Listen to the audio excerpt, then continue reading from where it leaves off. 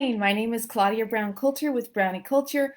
I'm a divorce mediator and I help you create, oh wow, I help you create a customized divorce that you can uncouple consciously and respectfully. I must be a little tired. So good morning everyone. I'm coming to you a little bit earlier than normal because I've got a really busy Monday ahead. So, you know. Hey, okay, so today I wanted to talk to you about the difference between competing and compromising and collaborating. And this is not going to be very long because, like I said, I've got a busy day, but I really want you to understand these things. So, the quickest way to hear about it, I like to think about competing is my way. I want my way. And compromise is halfway. We're going to cut this sucker in half, and collaboration is our way. So, now, there are a couple other approaches to conflict, but when you think about your divorce, traditionally, when somebody goes to court, it's because I'm right and you're wrong. And the judge is gonna give me everything I asked for, and I'm gonna compete with you to get it. Now, that's not always inappropriate. That might be absolutely appropriate at times, especially if you know I'm right. This is the right issue. I have the time and the energy to dedicate myself to this so that the right thing can be done. And also sometimes you compete because like I got to make a quick decision, and this the way this other person's making this decision, that's not going to work for my future life. So I've got to compete. Otherwise, I'm not going to roll over for him or her. So sometimes you compete, especially if it's really, really important. Now, people, they tend to compete and then they're like, okay, well, if I go to court to compete and so I go to mediation to compromise, and that's the last thing I want to do. I don't want to compromise. Why would I compromise if I'm just like, the judge is just going to give me 50-50 anyway? That's not necessarily true. Now, before I forget, once again, good morning. Thank you for joining me live. If you're here, go ahead and say hello. If you're watching the replay, go ahead and hashtag replay. So when you think of compromise, I like to think of like you cut a sandwich in half. Um, but how do you cut a life in half? And you certainly can't cut your children in half.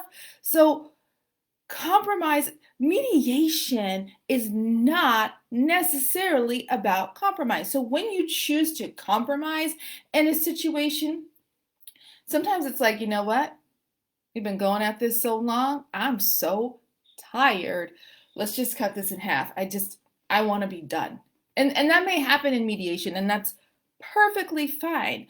Um, but you may compromise on something that it maybe is not quite as important to you, or maybe it's just like this is just taking too gosh darn long.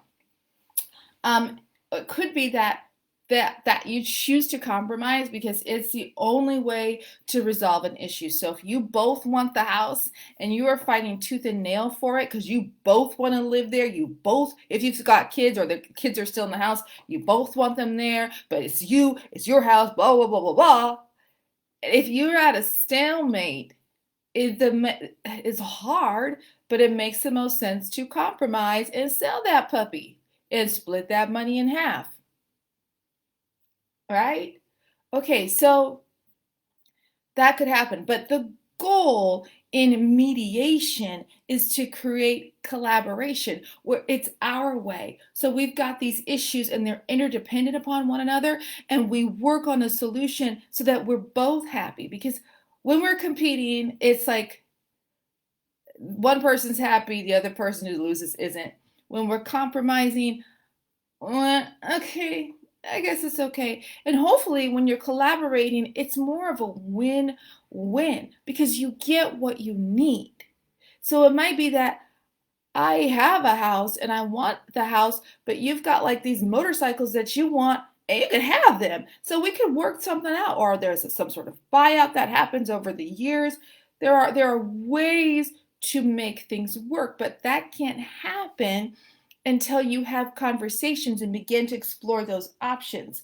Um, so it's really, you need to collaborate on those complex issues that are really, really important to you. And when you begin to collaborate, it begins to build goodwill because your soon to be ex realizes, oh, they're not out to destroy me.